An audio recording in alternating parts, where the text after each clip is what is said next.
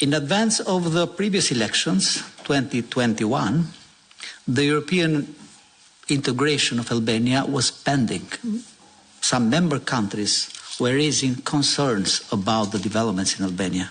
I remember here the German Bundestag with those 15 conditionalities to open the negotiations, among others urging free and fair elections.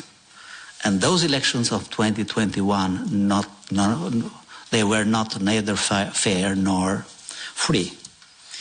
Now, what is going to happen with the elections of 2025? My expectations are negative, are pessimist. I think that the coming elections will not be better, maybe they will be worse compared to 2021 for these following issues. The borderline between the party in power and the state institutions has disappeared. That was a huge concern at the report of OSCE ODIHR in 2021. It's much harder today. The organized crime has supported continuously the victory of Socialist Party in the previous elections. The justice system so far has failed to punish such a role of the organized crime in the previous elections, and there are a lot of evidences about what has happened. Thus, this lack of punishment is an encouragement for them to continue the same thing in the coming elections in favor of the Socialist Party.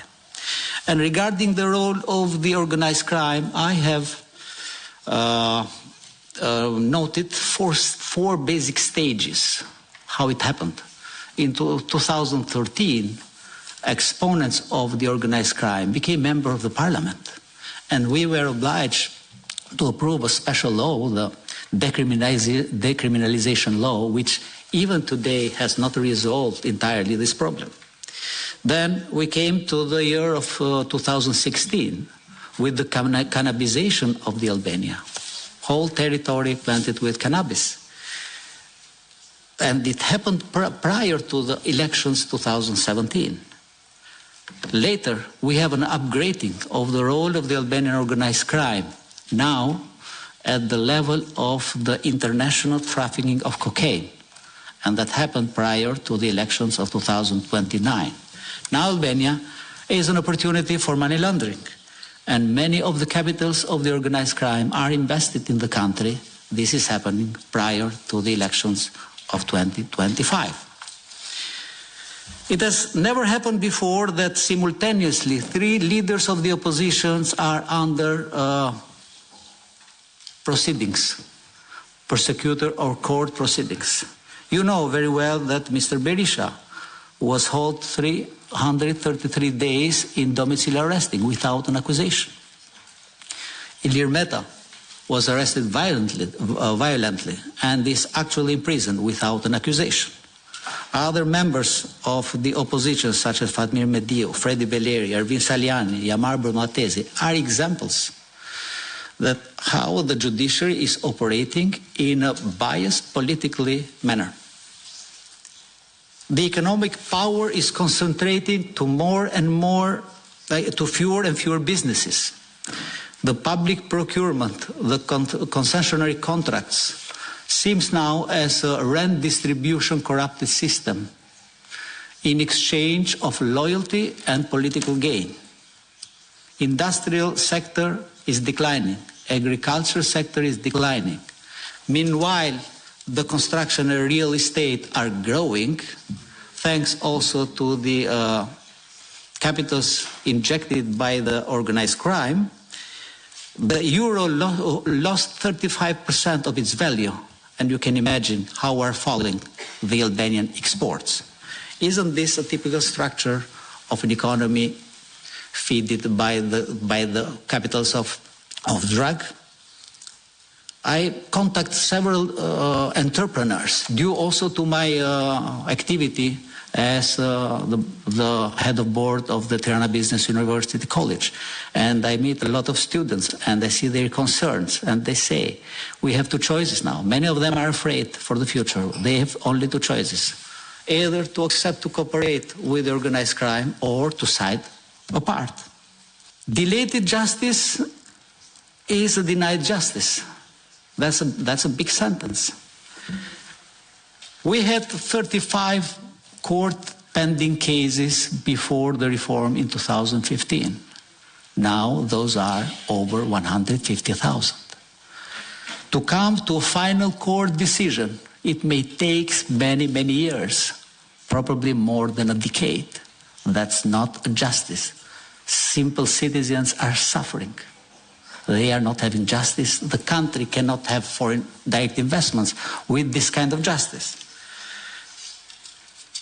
And nevertheless, some people are saying that, this special prosecutor against corruption is having success because the unpunishment era has ended. Yeah, it's partially true. Today, everybody can be punished, except only one person so far, the Prime Minister. And if this continued, I will draw the conclusion that even the justice system recently reformed is working to strengthen the power of the Prime Minister through punishing the opposition, but also polishing, elucidating the power of the Prime Minister by punishing some of his dependents, of course, with his prior consent.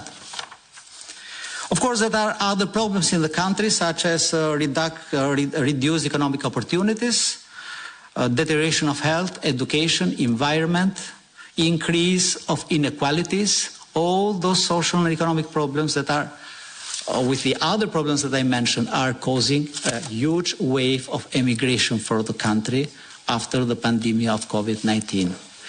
Higher, stronger than the emigration wave we had before this pandemic. Young people are leaving, working force is leaving the country, fertile age people are leaving the country. This will have a lot of consequences for the country. And now Albania is negotiating with the European Commission. Our government is very optimistic. They are saying that the negotiation will be completed within 2027 and the membership within 2030. Prime Minister is saying that Albania has an opportunity window for this membership and we must not lose it. And how not to lose it? Let's vote for him for his fourth mandate. Now, if this will happen, my opinion is that Albania, currently being a hybrid system, will change day after day more towards an authoritarian regime rather than a democratic regime.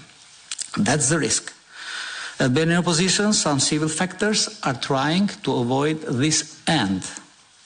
I hope that European partners will support the civil society in Albania to avoid this end. I hope members of this parliament will support us to avoid this end. Thank you.